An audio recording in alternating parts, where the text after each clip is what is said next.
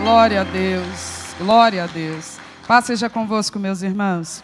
Essa festa linda que nós estamos podendo participar hoje, de adoração, de louvor ao nosso Deus, com a presença dEle no meio de nós, que nós possamos abrir o nosso coração para a palavra do Senhor nesse momento. Eu quero ver alguns textos com você. Primeiro, eu quero ler o que está em Provérbios 22, 6.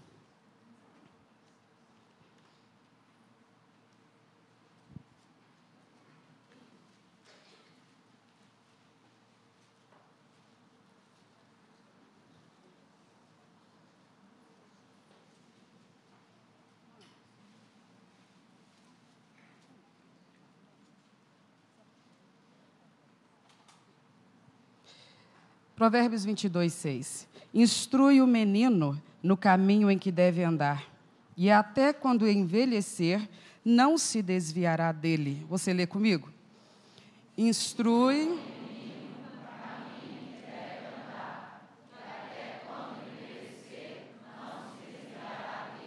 Por favor, Efésios 6, 4.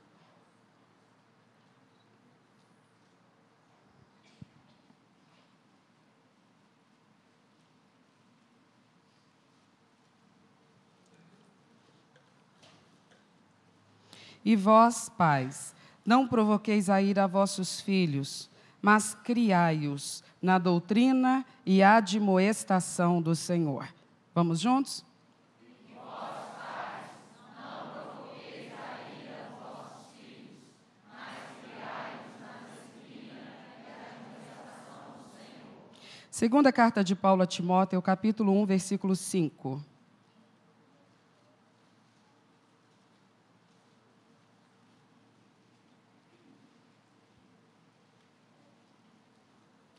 Trazendo à memória a fé não fingida que em ti há, a qual habitou primeiro em tua avó Lóide e em tua mãe Eunice, e estou certo de que também habita em ti. Vamos lá? Trazendo...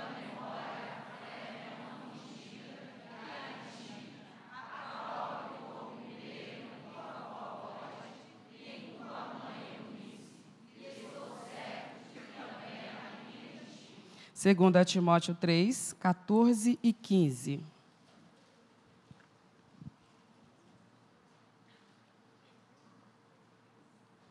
Tu, porém, permanece naquilo que aprendeste e de que foste inteirado, sabendo de quem o tens aprendido, e que desde a tua meninice sabes as sagradas letras, que podem fazer-te sábio para a salvação, pela fé que há em Cristo Jesus. Vamos no 13?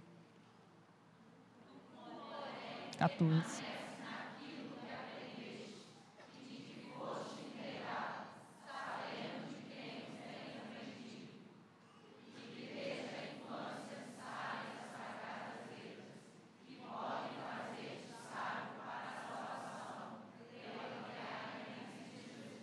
Glória a Deus. Vamos orar?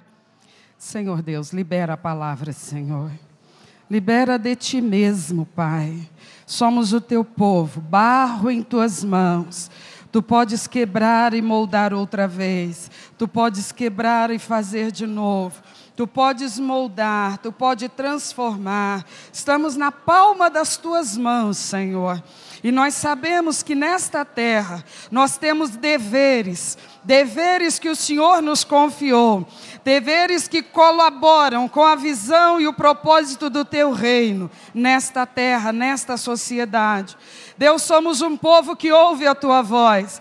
Somos um povo que crê na tua palavra. Somos o povo da redenção, lavados e remidos no sangue do Cordeiro. Temos acesso ao Santo dos Santos. Temos comunhão com o Todo-Poderoso. Tuas mãos maravilhosas cuidam de nós nessa terra.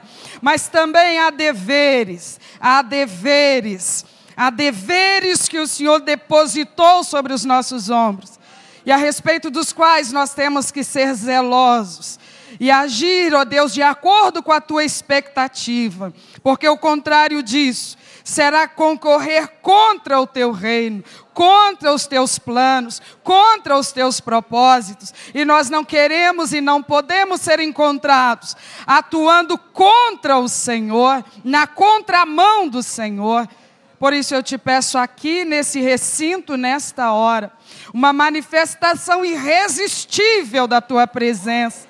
O teu mover, ó Deus, quebrantando nossa mente, nossa alma, nosso coração. Que não haja nenhuma expressão de orgulho, de vaidade, de dureza, de arrogância diante da tua palavra e diante do teu manifestar. Que, pelo contrário, todos nós, filhos e pais, aqui reunidos nessa noite, sejamos tratados por ti, transformados, para vivermos para a tua glória nessa terra. Em nome de Jesus. Graças a Deus. Por favor, senta no seu lugar. Nós começamos 2 semanas atrás a conversar e pedir ao Espírito Santo que Ele alargue e aprofunde nosso entendimento e a nossa compreensão de por quais mecanismos Deus estabelece e aprofunda a obra dele na face da terra, na vida das pessoas, na vida dos seres humanos. E o ponto que nós começamos a focar de 15 dias para cá é justamente qual que é a posição e a importância da família, do relacionamento familiar, do convívio familiar, do ambiente familiar, nessa maneira de agir do Espírito Santo de Deus. Família não é uma invenção de quem quer que seja, senão do Deus Todo-Poderoso. E a vontade e o propósito de Deus é, de verdade, moldar o caráter, trabalhar a personalidade, estabelecer valores éticos, valores morais e também, sem falta alguma, estabelecer o relacionamento espiritual adequado, correto, estruturado, sólido, com o Deus da redenção, com Jesus Cristo, nosso Salvador. Então, nós começamos lendo, por exemplo, as palavras de Salomão, quando ele escreve no livro de Provérbios. Olhe para mim, por favor. E Salomão diz assim: instrui o menino, instrui a criança no caminho em que deve andar. E até quando envelhecer, não se desviará desse caminho. Existe uma ordem muito objetiva. E, obviamente, fica claro que essa palavra, ela deixa em evidência que a fase ideal para a formação desse caráter ético, desse caráter moral, dessa identidade, personalidade, moldados para o comportamento adequado, para pessoas que fazem parte de uma espécie feita à imagem e semelhança do Senhor, para a formação desses princípios cristãos, do conhecimento de Deus, da experiência salvífica com Jesus Cristo. A fase ideal da vida para isso tudo acontecer é a infância. Ele diz, instrui quem? O menino, a criança. Existem pessoas aqui no nosso meio, nesta noite, que têm a felicidade de poder dizer: quando gerei meus filhos, eu já estava na casa do Senhor, eu já era servo do Senhor. Por isso, eu tive essa oportunidade de criar meus filhos, talvez como eu mesmo não fui criado, desde o nascimento, na casa do Senhor, nos princípios da palavra do Senhor. Eu tive a oportunidade de aproveitar essa primeira fase da vida humana na terra, de um ser humano que Deus me confiou, e pude trabalhar essa personalidade, esse caráter, esse comportamento com os fundamentos da palavra de Deus. Existem outras pessoas que vão diante desse versículo dizer: Salomão, infelizmente, eu não pude colocar isso em prática nessa fase da vida dos meus filhos, porque quando os tive eu ainda não era de Cristo Jesus, eu era de mim mesmo e eu era do mundo. Então eu criei meus filhos e por mais que eu os amei desde o começo, eu não tinha fundamentos bíblicos para passar para eles. Então esse tempo eu desperdicei, o tempo ideal para que esses ensinamentos fossem incutidos na mente, na mentalidade dos meus filhos, eu deixei passar. Obviamente pude ensinar princípios de moralidade, de ética, mas numa conotação humanista, não bíblica. Foi mais ou menos como eu mesmo fui criado, como eu mesmo tinha a dinâmica de estabelecer juízo de valor sobre as coisas, o que para mim era certo, o que para mim era errado. Então eu ensinei aquilo que me era possível ensinar, mas os santos caminhos do Senhor eu ainda não sabia, nem para mim mesmo. Então, meus filhos só vieram para o contato com pais cristãos depois que eles já eram adolescentes, ou depois que eles já eram jovens, ou depois que eles até casados já estavam. Então, não há o que fazer no meu caso, há sempre o que fazer. A verdade de Deus, ela é sempre necessária na vida do ser humano, seja em qual faixa etária esse ser humano esteja, e está debaixo da tutela dos pais, da responsabilidade dos pais, essa transmissão de conhecimento, esse compartilhar de conhecimento, de densidade na experiência com Deus. E no momento em que isso nos for possível, por conta da nossa própria conversão, a partir daí, nós nos tornamos aos olhos de Deus, pais e mães convertidos, e precisamos começar então, estejam nossos filhos na faixa etária que tiverem, precisamos começar a ministrar a eles as verdades de Deus, os valores do reino de Deus. Quando nós lemos a carta do apóstolo Paulo, em Efésios capítulo de número 6, verso 4, depois de instruir os filhos a obedecer e honrar os pais, o apóstolo diz: e vós, pais, não irriteis os vossos filhos, não trata eles com desmedida autoridade, com abuso de autoridade, mas criai-os na disciplina e na admoestação do Senhor. São os mandamentos que Deus dá, justamente porque todo ser humano surge na face da terra, nessa fase da vida, em que a alma humana, na infância, ela é excepcionalmente receptiva. Olhe para mim, a alma humana, na fase da infância, ela é excepcionalmente receptiva, simples, pura. Ela é acessível. O ser humano nessa fase, ele não debate, ele não combate, ele não resiste, ele absorve os ensinamentos, ele tem facilidade de aprender a amar Jesus Cristo. Ele tem facilidade de aprender a temer ao Deus Todo-Poderoso. As coisas que a gente toma do nosso tempo para instruir as nossas crianças nos princípios da palavra de Deus, irão formatar o relacionamento deles com Deus Todo-Poderoso. E aí, Salomão está dizendo, se você conseguir ensiná-los nessa fase, mesmo quando eles crescerem, eles se tornarão adultos com uma base sólida, com uma base clara, com conceitos bem definidos, não tem nada de relativismo na mentalidade deles. O que é branco, o que é preto, o que é certo, o que é errado. Eles não vão relativizar os princípios fundamentais da ordem, da organização, da prudência, da moralidade, da ética, da correção. Porque soubemos trabalhar com eles nessa fase da vida em que o ser humano é mais facilmente discipulável. Então, o padrão de Deus, a metodologia de Deus, ela acerta o alvo. Porque Deus é estrategista, maravilhosamente estrategista. E Ele coloca circunstâncias nas nossas vidas que nos favorecem a cumprir a ordem que Ele nos confia, o dever que Ele nos impõe, que Ele determina sobre a nossa vida, quando nos abençoa com a maternidade e a paternidade. Ele facilita as coisas para que nós possamos dar conta daquilo que Ele requererá de nós um dia. Porque essa é uma missão que nos cabe cumprir aos olhos do Deus Todo-Poderoso. Mas o que Salomão diz em 22:6 de Provérbios, ainda intensifica mais aquilo que é requerido de pais cristãos convertidos, especialmente que estão tendo a oportunidade de criar seus filhos já após a sua própria conversão. Salomão diz assim, ensina no caminho. Então ele está falando do conteúdo do ensinamento e da demonstração desse conteúdo.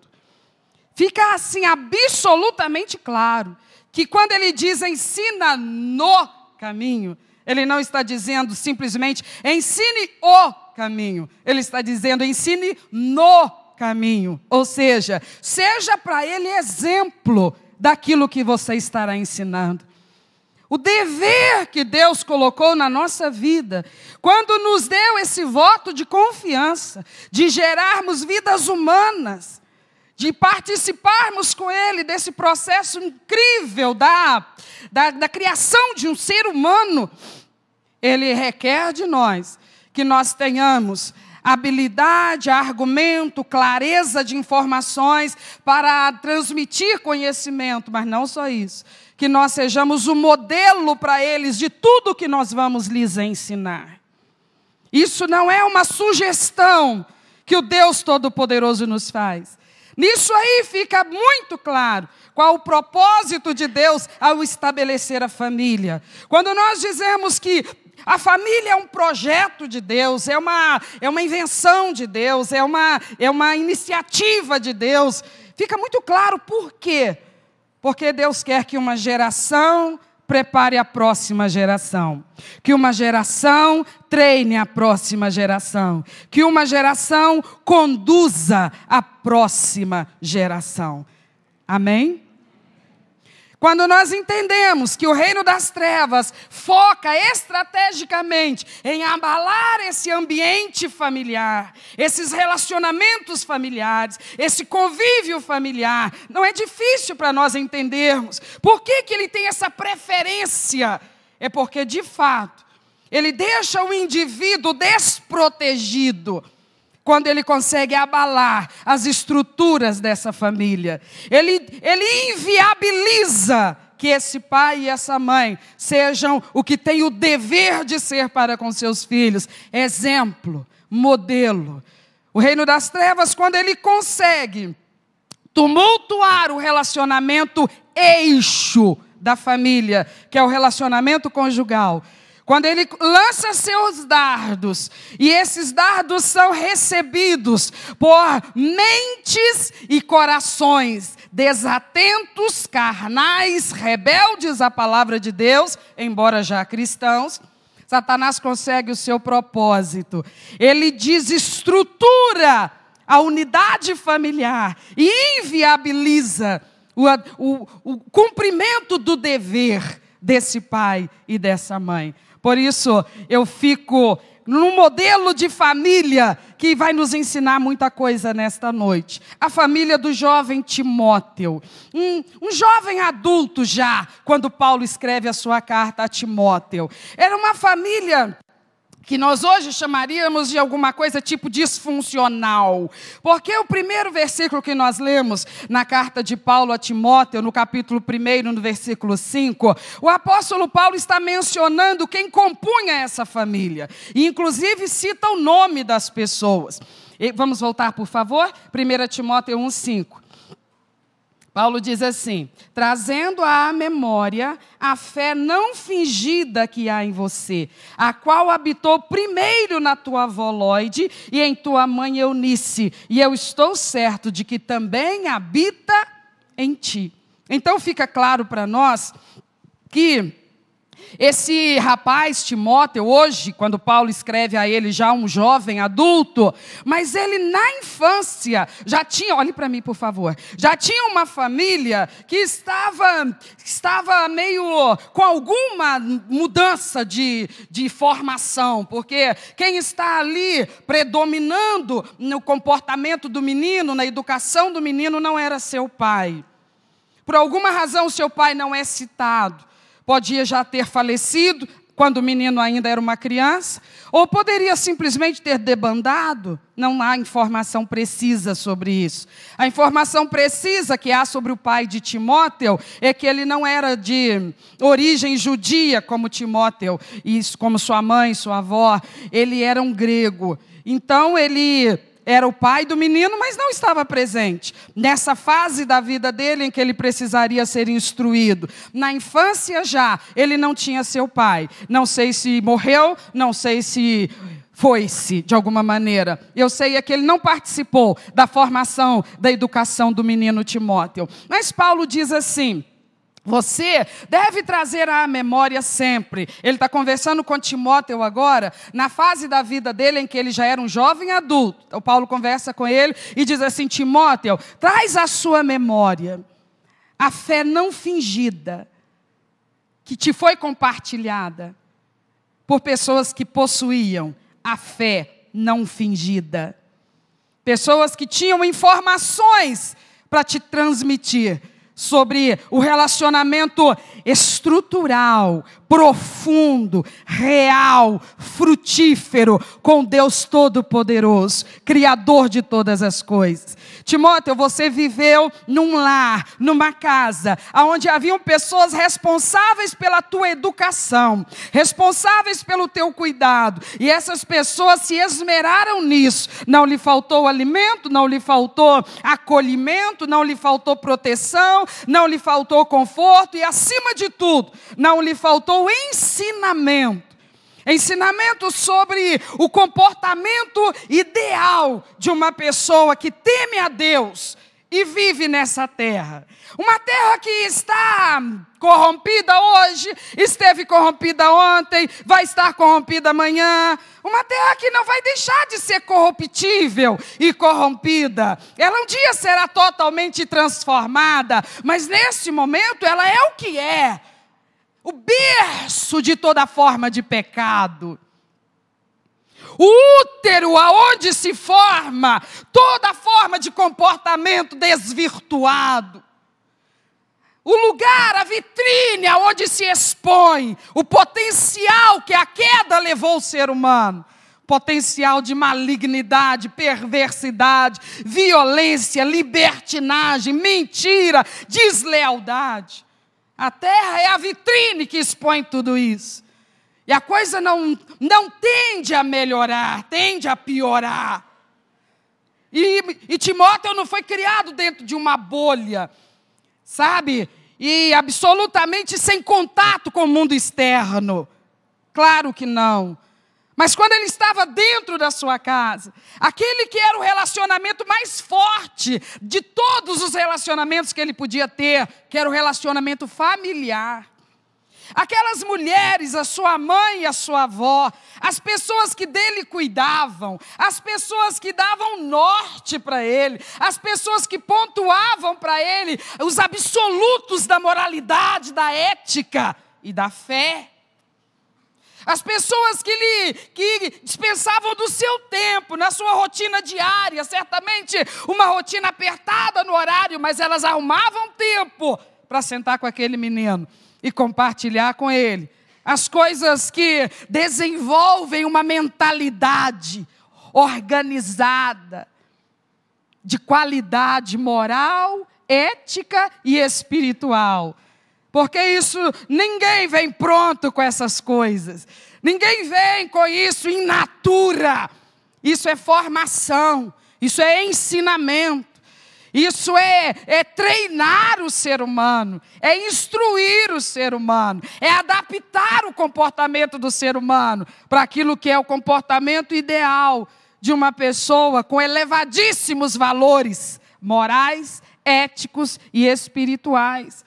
Então a sua mãe e a sua avó poderiam ter simplesmente encostado num canto e choramingado a vida inteira dizendo: e o pai desse menino? Cadê o pai desse menino? Nós estamos sozinhas para enfrentar essa árdua tarefa de educar esse menino. E o pai desse menino condenou esse menino a uma vida sem valor. Elas podiam ter feito isso. Mas não foi o que elas escolheram fazer. Elas entenderam, a responsabilidade foi nos confiada.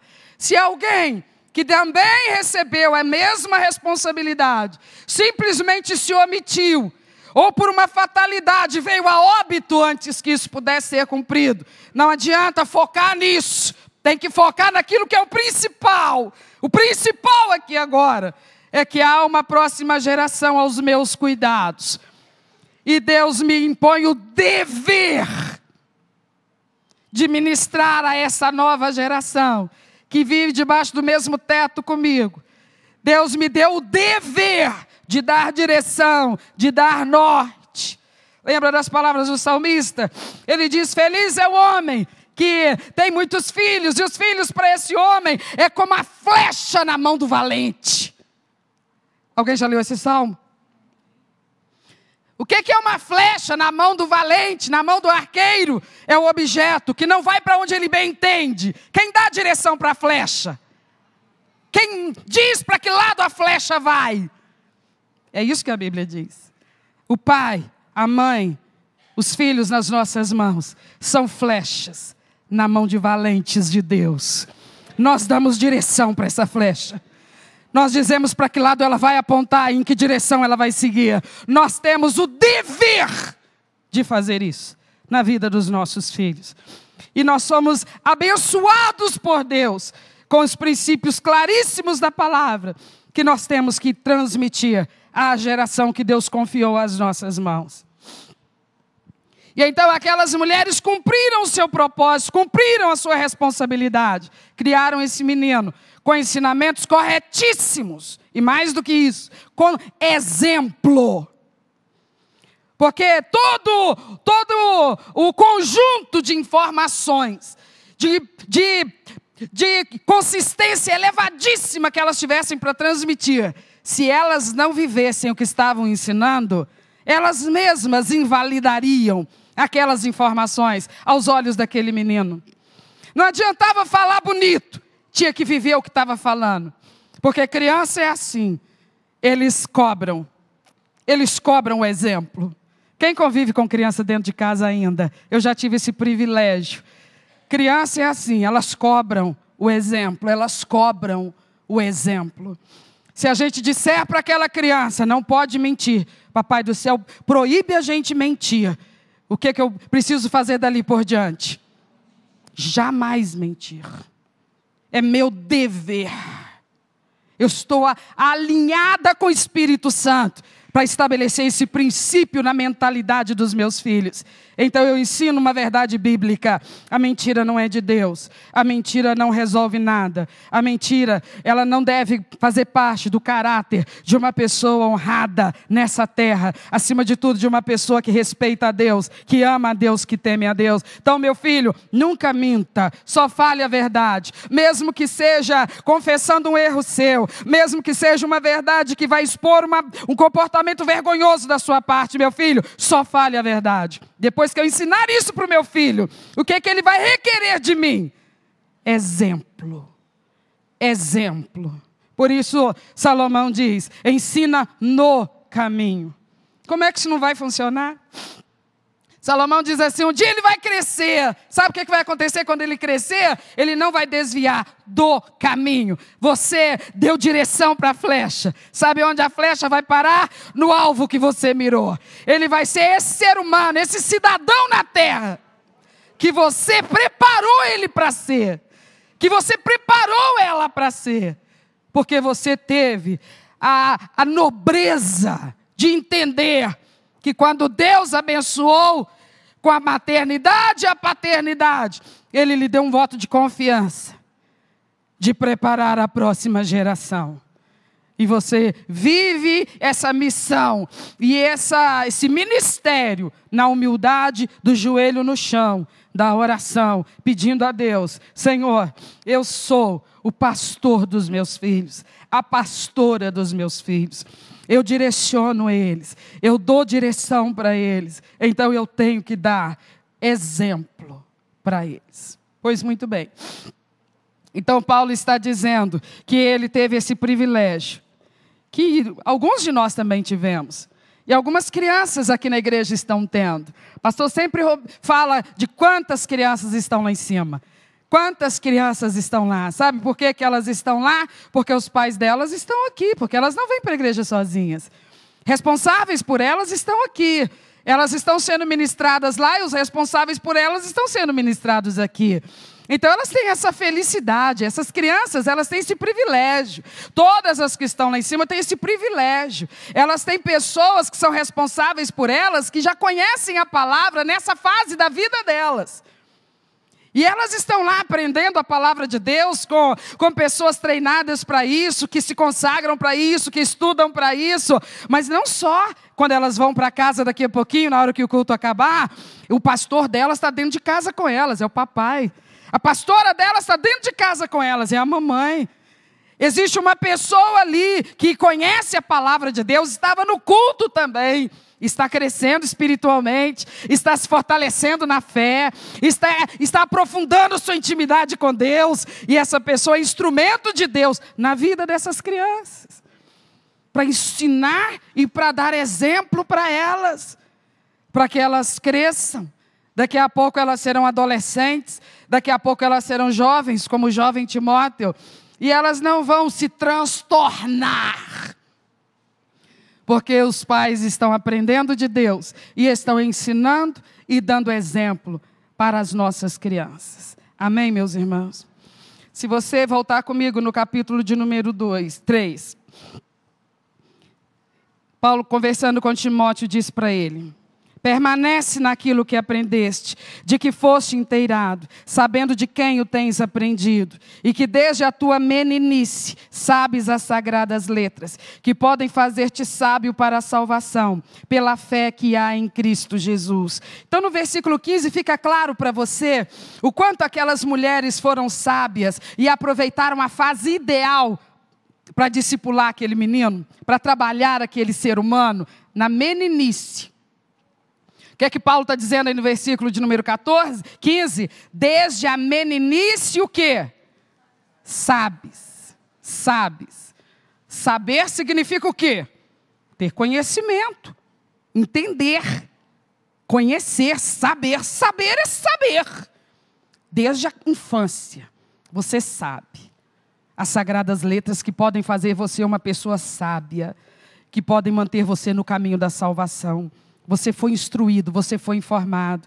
Vamos imaginar uma situação diferente daquela na qual Timóteo foi criado. Situações adversas, situações que não colaboram para esse resultado. Famílias com uma estrutura totalmente sem harmonia. Então, realmente, isso é uma tragédia, isso é um desastre para uma criança. Mas, quando você é uma pessoa de Deus, você é um homem que teme a Deus, você é uma mulher que teme a Deus, você é um pai que teme a Deus, você é uma mãe que teme a Deus. E vocês são casados, por favor, olhe para mim, para você acompanhar os exemplos que eu vou dar. Vocês são casados, vocês geraram filhos. Deus abençoou o casamento de vocês com as suas crianças. E então, esses filhos estão crescendo e eles estão assistindo o relacionamento dentro de casa. Obviamente, esse relacionamento de vocês, marido e mulher, é um relacionamento que passa por turbulência. Porque não existe relacionamento humano perfeito, constantemente equilibrado. Nós somos difíceis de lidar, de conviver. Às vezes temos problema para lidar com nós mesmos. Imagine uns com os outros. Então não há relacionamento conjugal que não sofra turbulência, que não gere algum conflito, que não crie alguma discórdia. É impossível um relacionamento a dois que ele esteja o tempo todo niveladinho assim, na concordância. Isso é impossível, simplesmente porque ele envolve seres humanos, e seres humanos são falhos, são imperfeitos. Só que você e sua esposa, vocês têm temor de Deus, vocês têm a sabedoria do Espírito Santo, vocês têm a visão de reino, vocês compreendem que é parte da estratégia do Espírito Santo usar poderosamente a vida de vocês na vida dos seus filhos.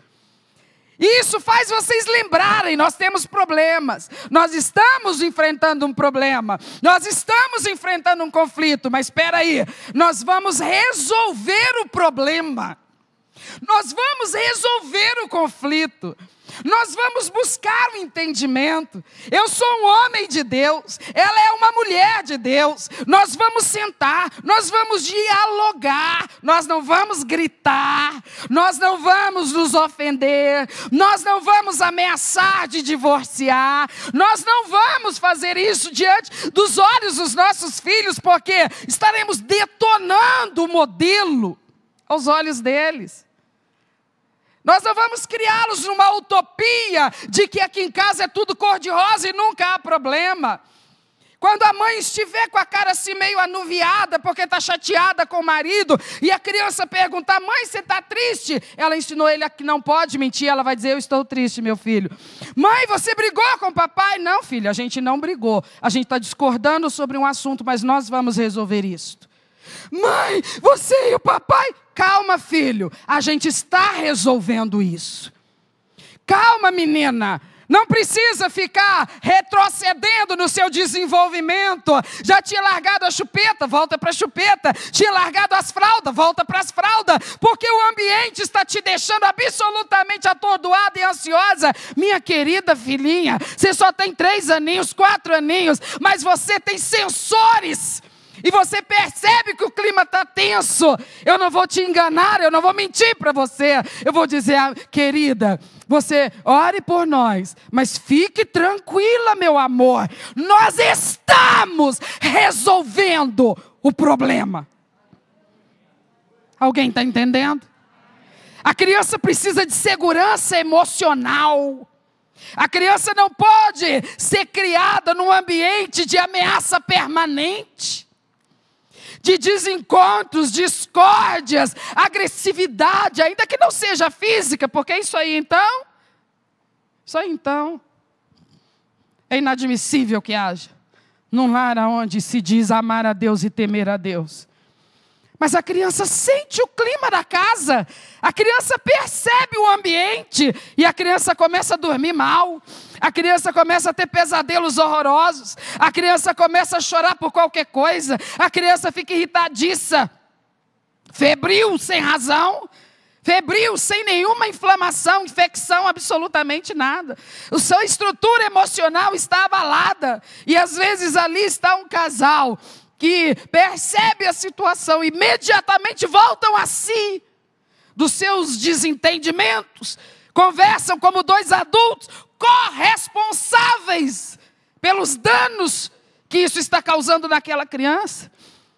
Param para conversar e dizer, nós não somos os indivíduos principais debaixo desse teto. O nosso bem-estar não vem em primeiro lugar debaixo desse teto. Não são eles que têm o dever de cuidar de nós. Nós é que temos o dever de cuidar deles. Eles não podem ser prejudicados, lesados para o nosso benefício prevalecer. Nós vamos sentar, nós vamos conversar um dia, uma semana, um mês, um ano. Mas nós vamos cumprir a promessa que fizemos para eles. Nós estamos resolvendo isso. Nós estamos resolvendo isso. Nós estamos buscando em Deus, estamos buscando sabedoria, estamos buscando humildade para lidar um com o outro. Nós vamos resolver isso. Nossos filhos vão ter segurança emocional dentro da nossa casa.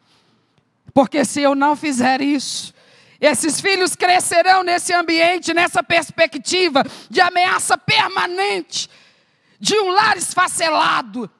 E eles vão ter traumas tão profundos e sofridos dentro deles, que eles vão canalizar isso para uma rebeldia desnecessária na sua adolescência, na sua juventude. E talvez quando essa adolescência chegar, esse pai e essa mãe vão chegar lá no nosso escritório pastoral e vão começar a pedir, impõe a mão, expulsa, repreende. E nós vamos ter que dizer, não é o diabo que fez isso, você fez isso. Mas meu filho era tão doce, minha filha era tão meiga, minha criança era tão carinhosa, minha criança era extrovertida, minha criança era comunicativa, minha criança era inteligente, minha criança amava estudar, minha criança virou isso. Que agora se eu não tomar cuidado até bate na minha cara dentro de casa, eu estou passando flagelo, Satanás se levantou lá em casa.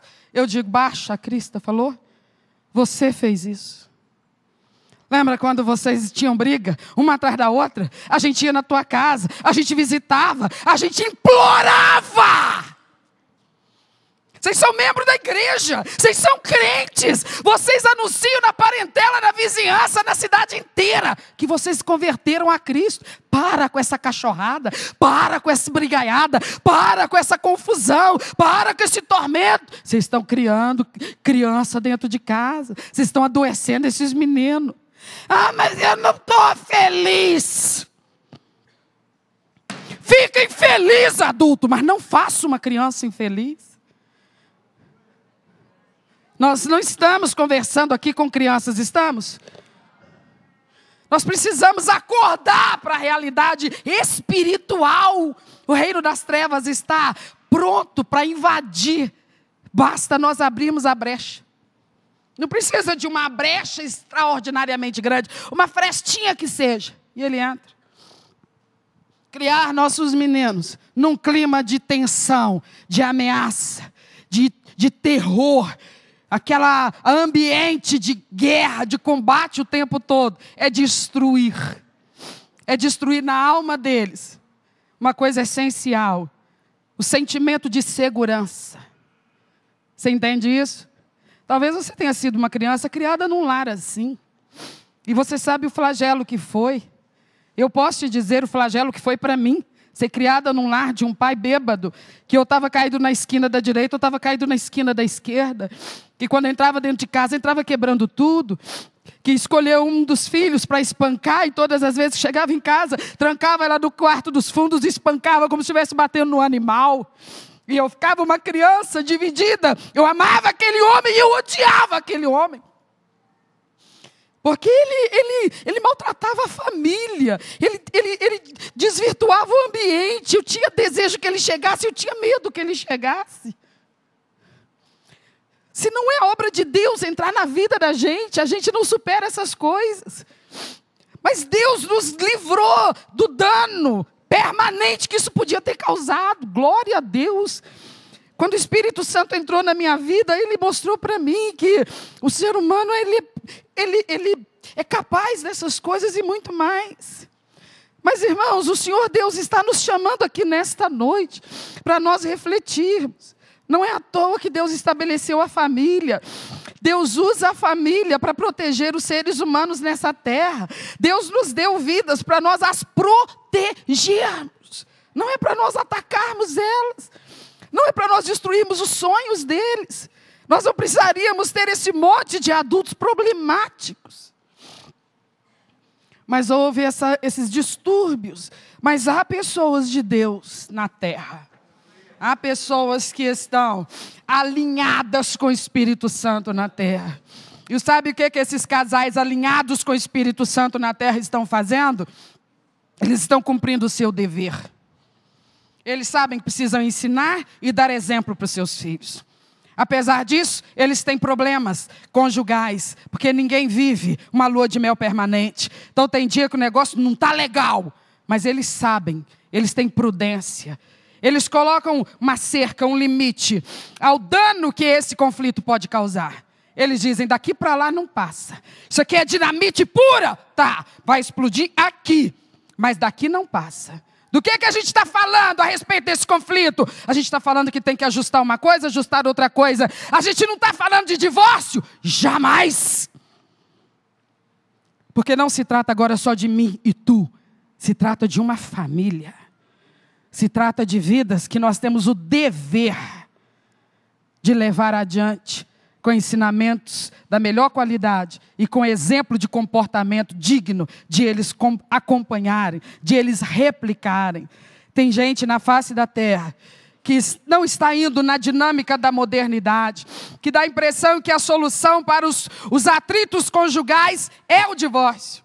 Não é o divórcio. Salvo quando se trata do adúltero compulsivo, confesso. E a mulher de Deus não é obrigada a lidar com isso. O homem de Deus não é obrigado a lidar com isso.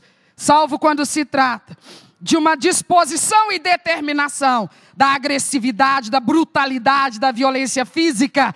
E certamente o Senhor Deus não requer que uma mulher esteja debaixo dessa ameaça até de morte. Ou homem, é possível até que a gente encontre casos assim. Mas salvo essas exceções, qual que é o problema do nosso convívio conjugal? Que de verdade o Espírito Santo não possa nos direcionar para a solução. Eu não estou falando de disfarçar diante das crianças, só para deixar elas bem. Criança tem sensor. Eu vou dar essa expressão por falta de outra. Elas percebem se a gente estiver fingindo. Porque a gente não consegue fingir o tempo todo. Então não é essa a solução, fingir que resolveu. Nós realmente buscamos a solução e Deus ilumina a nossa mente. Deus ilumina a mente desta mãe, ilumina a mente desse pai. Deus ilumina a mente desse marido, ilumina a mente dessa esposa. E há o crescimento no relacionamento conjugal, há o fortalecimento na vivência conjugal. E as crianças crescem com segurança emocional. E Deus vai fazendo a obra dentro daquela casa. Às vezes há uma quantidade imensa de mulheres que criam seus filhos sozinhas. Semelhante a Eunice. O pai de Timóteo não estava presente. Não participou desse processo da formação do caráter dele, da instrução dele. Não se sabe por quê. E há quantas mulheres tendo que pelejar sozinhas com esse processo da criação, com esse processo da formação do caráter dos seus filhos.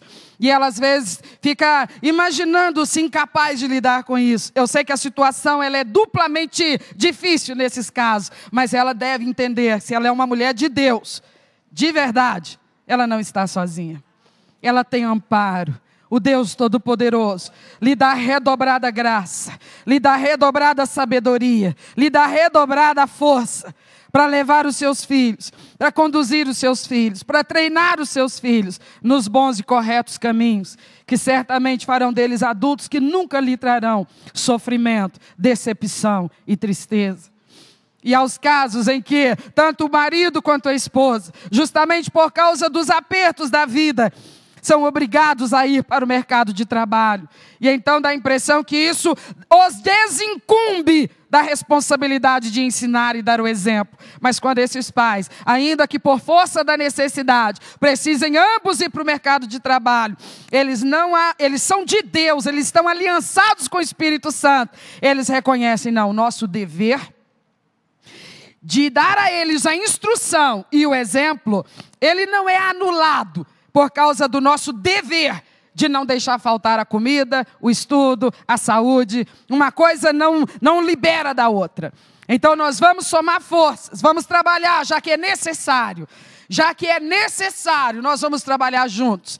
Mas quando chegarmos em casa, é responsabilidade compartilhada. Então nós vamos fazer com que o tempo que nós tivermos com eles, por menos que seja, será um tempo da máxima qualidade, será um tempo da máxima atenção, será um tempo de dedicação redobrada.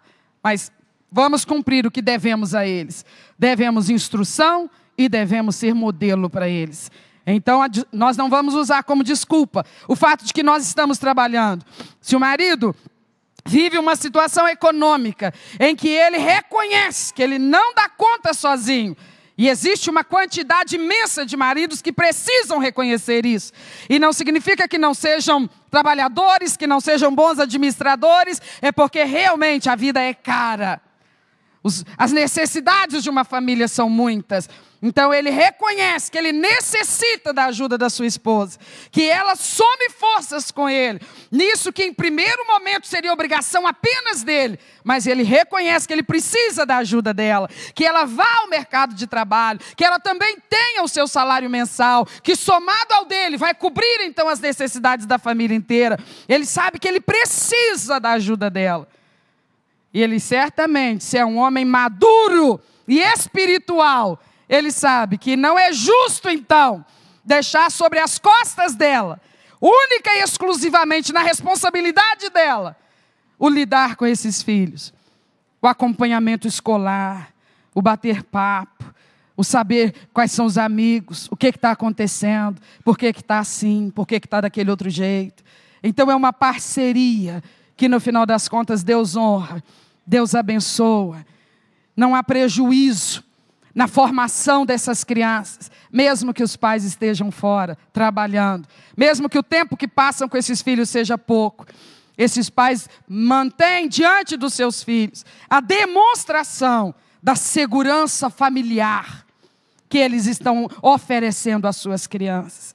E eu quero focar agora no versículo 14. Para finalizar, Paulo diz assim a Timóteo: tu, porém, permanece naquilo que aprendeste e de que foste inteirado, sabendo de quem o tens aprendido. Olhe para mim, por favor. Lembra que até agora Nós estamos meditando nas coisas que Paulo está falando a Timóteo, a respeito do que aconteceu a Timóteo na infância do Timóteo. Mas no momento que Paulo está conversando com Timóteo, ele não estava na infância mais, ele já era adulto, um jovem adulto. Então agora ele não estava mais na dependência de ter a formação que sua mãe e a sua avó lhe deram. Isso já estava concluído, isso já estava completado. Olhe para mim, por favor.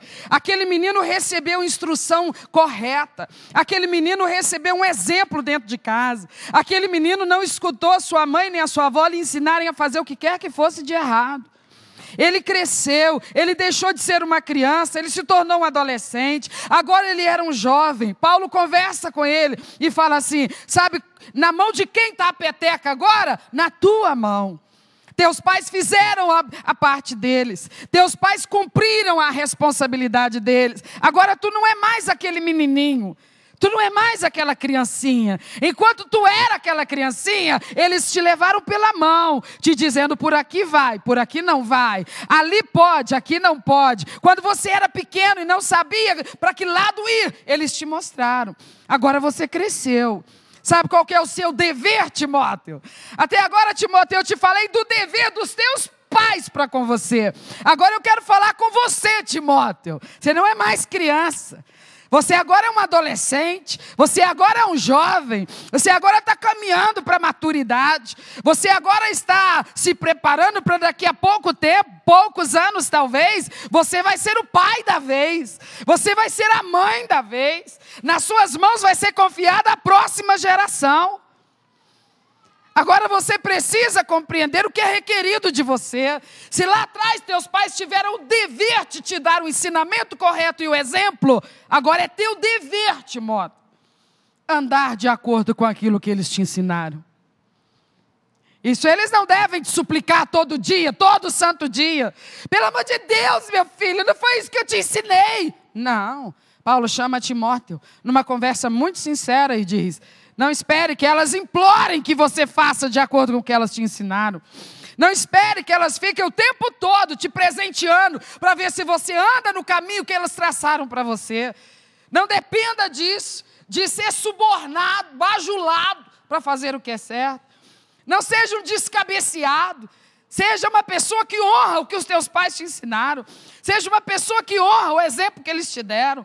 Seja uma pessoa que honra o que, por um meio ou por outro, o Espírito Santo te ensinou a respeito do que sejam os valores da correta moralidade, ética e vida espiritual nessa terra. Olhe para mim, igreja. O apóstolo Paulo está dizendo: jovem, não use da sua juventude como desculpa para dar cabeçada na vida. Não use da sua pouca idade como desculpa para fazer um monte de lenha. Não use da sua pouca idade como desculpa para atolar teu pé na jaca, para ir atrás de más companhias, para ir atrás de gente de cabeça oca, para ir fazer coisa que você sabe qual vai ser o resultado lá na frente. Honra teus pais, honra o ensinamento que te deram. E se eles não deram os bons ensinamentos que deveriam, e se eles não foram o exemplo que deviam ter sido, ainda assim, hoje você é um adolescente, hoje você é um jovem, que se está aqui dentro desse recinto, você conhece a palavra, o Espírito Santo, de alguma forma, conseguiu te achar, te encontrar. Ele não conseguiu lá atrás, através dos seus pais, mas ele colocou pessoas de Deus no seu caminho, e te mostrou a verdade do Evangelho. Jovem, Paulo diz, agora é teu dever. Permanece no que você tem aprendido a respeito dos valores cristãos, a respeito da ética cristã, da moralidade cristã, da fé não fingida. Paulo diz: Timóteo, é teu dever agora. Permanece, porque o tempo está correndo. Tu não é mais aquela criancinha que precisava do ambiente de segurança. Tu agora coopera para o ambiente de segurança dentro da tua casa. Tu coopera, tu colabora, tu agora cresceu. Tu não está ali agora dentro daquela equipe familiar, apenas recebendo. Você já está em condições de também cooperar. Você já está em condições de também contribuir.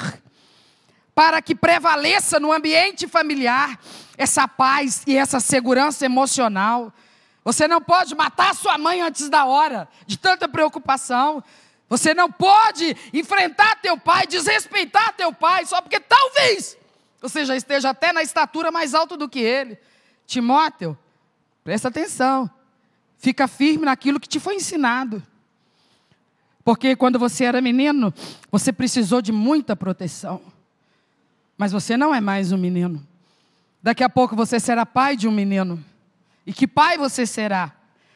Você deverá ser o pai que tem para passar para a próxima geração, que será confiada às tuas mãos, os ensinamentos corretos, acompanhados do exemplo de vida, que os filhos que você gerará um dia vão poder olhar e dizer: eu quero ser como meu pai.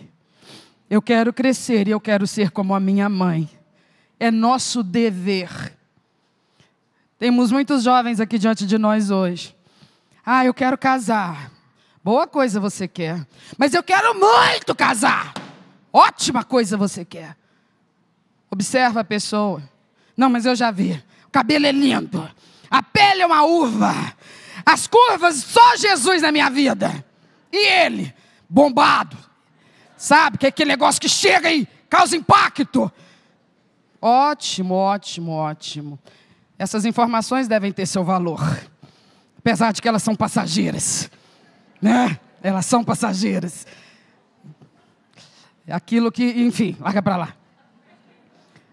Mas observe o caráter dessa pessoa. Observe, vai um pouquinho além da exigência da aparência. Observe a pessoa que vai se associar a você para dar instrução à geração que vai ser confiada a vocês. Tem que pensar pela mesma perspectiva. Escolhe uma pessoa de Deus. Escolhe uma pessoa que tem o temor de Deus. Observa se essa pessoa tem a fé não fingida. Ah, mas ela é linda! Mas ela possui a fé não fingida? Bom, para falar a verdade, pelas coisas que eu vejo no Face dela. Assim, então rapa fora, filho. Rapa fora. Você nunca leu que Satanás se transfigura em anjo de luz? Se ele se transfigura em anjo de luz, ele transfigura em Miss. É difícil para ele? Miseravelmente enrolado se tu entrar por aí. A fé não fingida, a fé não fingida. Por quê? Porque nós temos os sonhos. Eu já fui solteira, eu tinha sonho de me casar. Mas não era um sonho que me dominava, que eu ficasse igual uma doida, não. Tranquila, na presença do Senhor. Quando chegou a hora, chegou. Já tinham dito até que eu não ia casar nunca, porque na idade que eu estava, parecia que eu estava tranquilo, esperando em Deus. Eu sabia que Deus não ia me dar nenhum encalho. Glória a Deus pela sua vida. Eu não posso deixar de agradecer todo santo dia. E eu tinha um sonho de ter filhos. E eu sabia que isso seria uma missão muito séria na minha vida. E recebi com muita humildade das mãos do Senhor os 2 filhos que Deus me deu. 2 bênçãos da minha vida. É a nossa riqueza, é o nosso patrimônio. São os 2 filhos que Deus nos deu. Nós não temos bens que possam se comparar com o valor que esses meninos têm para nós. Aí nós fomos vivendo a nossa vida e nós não tínhamos problema, todo mundo tem problema. Mas nós tínhamos vida com Deus, nós tínhamos temor de Deus, nós tínhamos conhecimento da palavra, nós tínhamos, graças a Deus, a fé não fingida. Nós sempre sentamos e conversamos. Esses meninos aqui em casa nunca vão ouvir um ameaçando o outro: eu estou indo embora, eu acho que nós vamos acabar com isso. Nunca, jamais. Porque a vida é um mar de rosa, porque nunca tem problema, isso não existe. O que existe? Existe a presença do Espírito Santo na vida de gente que quer amadurecer, na vida de gente que quer andar com Deus. Mas isso não se faz sozinho, é preciso que os 2 fechem essa aliança. Por isso, quem está solteiro hoje tem 2 oportunidades: casar bem ou se enrascar para o resto da sua vida. Então clama ao Senhor que te dê direção, porque a palavra de Deus está dizendo para os filhos, no finalzinho dessa reflexão: fica no que te foi ensinado, permanece no que te foi ensinado. O dever dos nossos pais foi nos ensinar. O dever dos pais que você tem hoje convertidos é te ensinar. Mas o seu dever, filho, é permanecer naquilo que você tem aprendido, na palavra do Senhor. Eu te pergunto, tem como a família cristã viver derrota se andar por esses parâmetros, irmãos? Tem como? Tem como nós vivermos a destruição do nosso lar, desfazer a nossa aliança conjugal, ver nossos filhos crescerem detonados emocionalmente? Detonados emocionalmente. Precisa disso na nossa casa? Precisa disso na nossa família? A não ser que nós não sejamos crentes que tenham fé não fingida. A não ser que nós sejamos falsos crentes. E se for o caso, pastora, se for o caso, Deus está nos dando uma bela oportunidade nessa noite, de que Ele abra os nossos olhos e nos faça ver, enquanto é tempo, que o dano causado ainda pode ser revertido. O que foi confiado a nós temos que corresponder com a dignidade e a honra, porque não foi uma coisa qualquer que Deus nos confiou, foi uma vida humana, uma alma eterna, que nós adultos na vida deles podemos curar ou adoecer essas vidas. Fica de pé no seu lugar, nós vamos orar. As famílias estão aqui, você tem alguém da sua família e não está perto de você, você pode juntar com seus pais, com seus filhos. Nós podemos nos unir agora, você com a sua esposa. Podemos orar juntos como família agora. Enquanto os irmãos vão estar adorando, você vai estar orando. Se você já tem seus filhos criados, nunca deixe de orar por eles. Nunca deixe de orar por eles, nunca deixe de orar por eles. É nosso dever como pais estar sempre dando cobertura de oração para os nossos filhos. Mesmo quando nos pareça que eles não querem nada com nada, continue orando. Deus é mais poderoso, Deus é mais poderoso. Você tem seus pais, ore por eles. Você é um filho abençoado na vida dos seus pais. Agradeça a Deus pelos pais que Deus te deu. Rogue ao Senhor que te ilumine lá no convívio com a sua família. Rogue ao Senhor que te dê sabedoria para administrar as crises, os conflitos. Toda família passa por essas coisas. Toda família passa por essas coisas. Ninguém aqui pode jogar pedra na janela de ninguém, porque todo mundo aqui tem essa janela de vidro. Todos nós vamos ser afrontados e confrontados no nosso temperamento, nas nossas circunstâncias, no nosso convívio familiar. Mas Deus é o Deus de toda a sabedoria. Ore, peça a Ele que te dê sabedoria. Não resolve do seu jeito, não age do seu jeito, não reage do seu jeito. Se quebranta na presença do Senhor e deixa o Espírito Santo iluminar sua mente para agir de outra forma, agir espiritualmente, agir lutando e pelejando para a vitória familiar. Deus está nesse negócio, a família é do Senhor. Entrega a tua família a Ele. Mas não pense que isso significa apenas uma oração. Isso significa uma determinação de agir conforme a palavra do Senhor. Zela pelo teu casamento, protege tua esposa, cuida do teu marido, perdoa o que tiver que ser perdoado. Para de ficar levantando defunto, trazendo coisa do passado. Que a paz reine nesse lar, que a paz reine nessa família. Ministra, Espírito Santo. Teus filhos estão orando a Ti, meu Pai. Cada um orando pelo seu lar, cada um está orando pela sua família, cada um está conversando com o Senhor, assuntos que são muito profundos, muito íntimos, muito pessoais, de cada unidade familiar reunida aqui nessa noite. Tu sabes todas as coisas que estão sendo ditas a Ti agora, porque o Senhor tem testemunhado o dia a dia dentro de cada uma dessas casas. E eu te peço, Espírito Santo, desperta teu povo, Senhor. Desperta teu povo, Senhor. É tempo de batalhar pela nossa família. É tempo de guerrear pelos nossos filhos. É tempo de colocar nossa vida na brecha. É tempo de pagar preço pelos filhos que o Senhor nos deu. É tempo de orar, é tempo de jejuar, é tempo de nos levantar e batalhar no mundo espiritual pelos filhos que o Senhor nos deu. Que marido e mulher estejam unidos nesse propósito, unidos nesse projeto. Que haja paz nessa casa, paz nessa casa. Pai, eu quero que a ação do Senhor se manifeste nesse ambiente familiar. Tem obra maligna em alguns desses ambientes. Tem demônios aprontando à vontade ali. Mas eu estou dando uma ordem agora.